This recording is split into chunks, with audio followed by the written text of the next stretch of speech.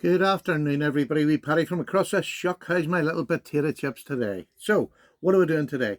You'll see by the title it's something like Sharpening 101, and then I'll add some other blurb at the end of it. But what I want to do is to show the basic ways I use to sharpen knives. Now, you can get all complicated and use fancy fixed systems, but you don't have to if you want to. If you just practice a little bit, this is the most basic way I know how to sharpen. A little pen. This is the victorinox, a little ceramic sharpening pen that you can carry about with you, and this will get your knife back to maybe not hair shaving sharp, but it'll get it back to pretty good sharpness. This is a strop with a little bit of chalk, whatever you want to call it for the strop. You just rub it on the strop. This will bring it back to hair shaving sharp. And this is just the tools I have got.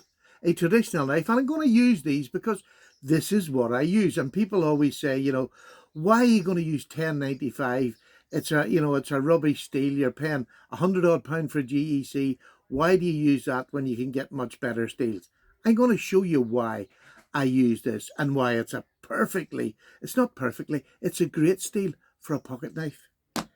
Secondly, I have a bit of receipt paper to do cut tests at the end. I have a bit of cardboard to do cut tests now. And I have a cloth. So that's all we've got. I'm going to set these to the side and we'll use them as and when they're needed. Okay, first of all, knife. GEC number 78 American Jack, just a great knife. Lovely thin behind the edge. Perfect knife to use for an EDC.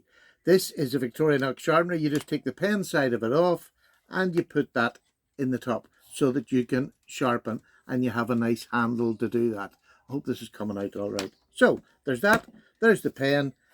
There's a little bit of receipt paper. This is the knife that we're going to use. A lovely sharp GEC. And just to show you a lovely clean cut on that cardboard. So, and then I just want to show you on a bit of receipt paper. Oh, what's happening? Oh, why is that? That cut the cardboard absolutely perfectly. What is... that's because this knife was blunt. I blunted it on the ceramic stick before the video. But what made it cut the cardboard so well? Dead simple.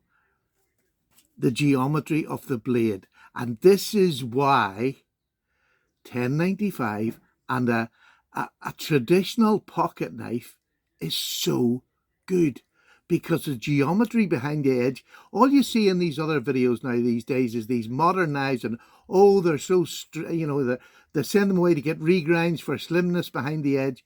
Just buy a traditional pocket knife with a thin behind the edge. That is super thin. I am not even going to measure it because it means nothing to me, because I know that I have done cut tests throughout my little YouTube career, and I know that that will cut cardboard at even when it is completely blunt. Can your modern knives do that? And that is just a little show that I know it's a bit gimmicky, but it was just a little show that I wanted to do to show you that this is a blunt knife, but it still can work if you're a cardboard cutter. Now, this will not cut fine string and cord, but most of the times on YouTube you see cardboard being cut, but I just wanted to prove that geometry of a knife does make a huge difference. Forget your heat treat, forget all that. The geometry, if it's not right, the knife is never going to be a super cutter. This is a super slicer, and it's just a pocket knife. And I'm going to use all different makes of pocket knives in these little sharpening videos. I'm going to do a series of them, I don't know, once a fortnight, whatever you want to see. So, we have a blunt knife. What do we do to get that blunt knife to cut this paper effectively and quickly? Because we're out in the field, we're working. The only thing we have with us is this. Yeah? So, I'm going to talk while I'm doing this just to give me something to do, because I'm no good at explaining things while I'm working. So I'm going to do this, and this is the same way I do my kitchen knives. And if you're a man, you know that you've got the steel in your kitchen and you're doing this to sharpen a knife, You can do the same with a pocket knife. If that's the only way you know to sharpen, do that. But I'm just using this because I'm pretending I'm out in the field and this is what I've got with me. I took this with me to work so this knife would last me all day no matter what I was doing. So, it is, I just hold an angle, what I think is the right angle, and what I think is just through practice and practice and practice. So, I do that. I do that. This is all I'm going to do right the way from start to finish. I'm just literally laying what I think is the right angle and then trying to do the same angle over and over again. So there you go. It's just dead simple. This is a little ceramic sharpener. I think they cost under £20. I can't even remember what price it is. I've had this for ages, absolutely ages. And it's easily cleaned as well. You just use a rubber. You've seen the rubber I use in my other sharpening videos. It just removes metal filings from the surface of this wee thing. You can see on this, well I hope you can, where I'm sharpening, you'll see that mark. The little rubber I'm talking about is here. It's just one of these. Again, Heine Haynes has these, or any of the big stores. I do that, and if you look, that's perfectly clean again and ready to go. So if you keep that handy when you're doing any work, or you come home from work and just clean it off again, you've got a fresh surface.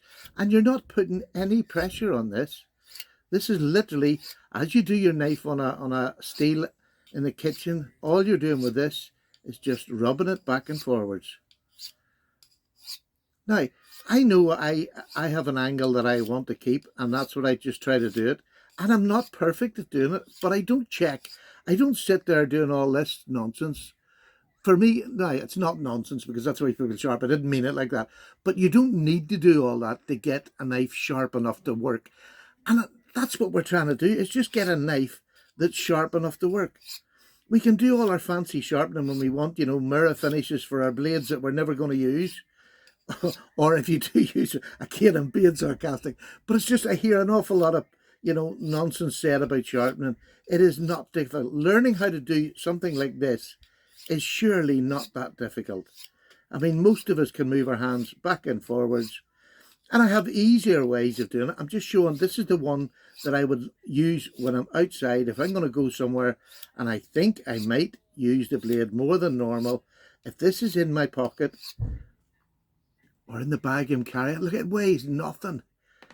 So there we go. I've had a few swipes at it, and what I will do is I'll do this and I'll give it a wipe, and then we'll see how sharp it is after just that short period of time.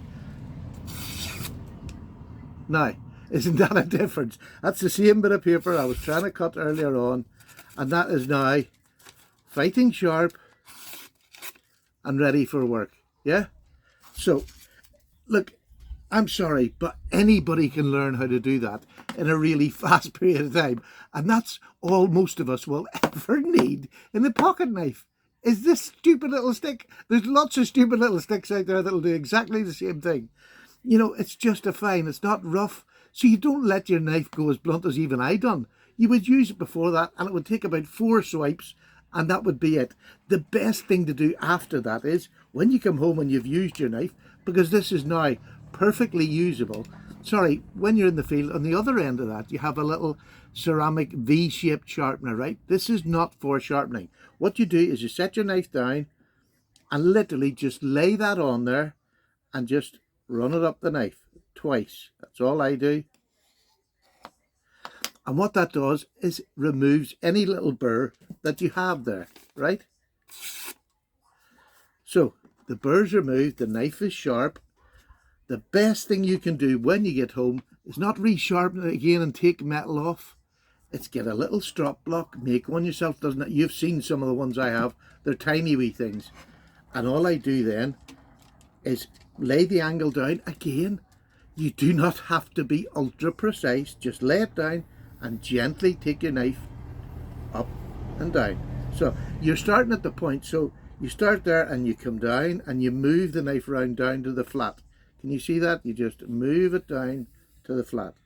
So you're taking it like that there, and you're moving it like that. Now, you can sit for hours and do this, and you will get an absolute mirror polish just by stropping, not by using some real fancy system, just by stropping.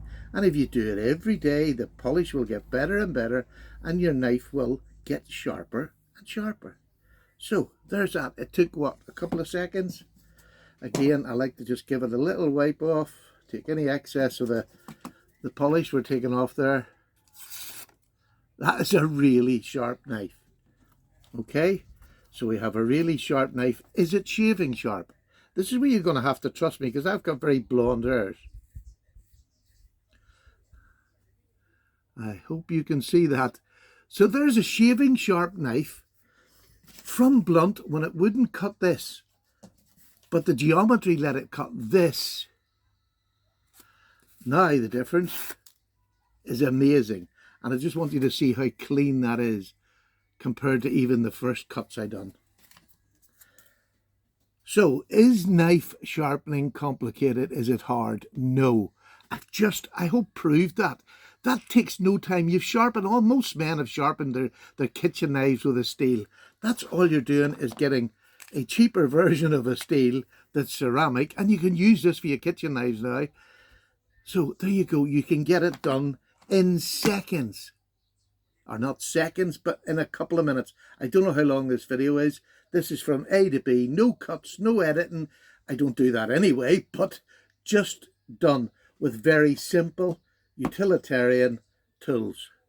That's all I used. So I hope you enjoyed this. If you can, go and buy one of these and practice doing that.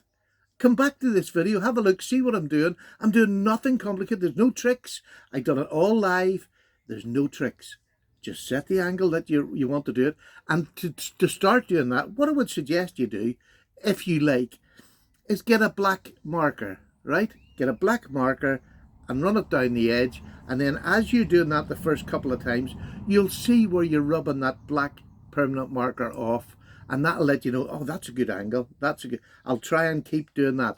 And that's it. Don't worry about it. Just do that and that. Keep your angle as best you can.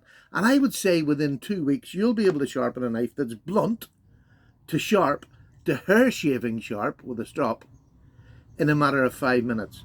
And if you're out in the field, that'll do you till you get home and you get a strop. Or take your belt off, which I'll be showing in another video. Take your belt off and have your belt prepared, if it's a leather belt, with a bit of compound on the back of it, and sharpen it. If you want it hair shaving sharp, if you need it when you're out, because we all need knives for different things, bit of compound on your belt, you can get it hair shaving sharp. You mightn't even need to sharpen it, just use your belt. But we'll do that in another video. We'll do a belt sharpening. But there you go. I hope you've enjoyed that. I enjoy doing these, so if you do like it, please let me know. Again, I'm sorry I haven't been doing much content. I've been up back and forward to home at the minute. You know, my little grandson went away to join the Navy. He wasn't getting on very well. He's only 16. They got COVID in their group, so they all had to be isolated. He got really homesick, wanted to leave the Navy. He went and asked could he leave as an unhappy junior. Because he's only 16, they're going to let him go.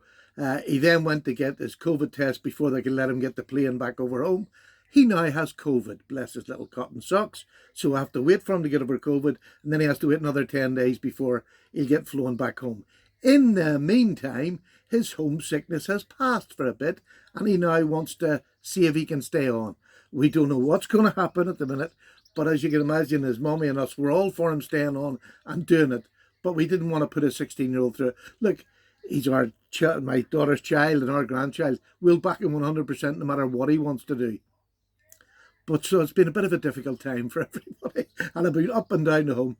I just haven't had a chance. I really am sorry. I'll try to answer the ones on this one, and I'll try to go back and get some of the questions that have been answered. I've hearted them because I've read them.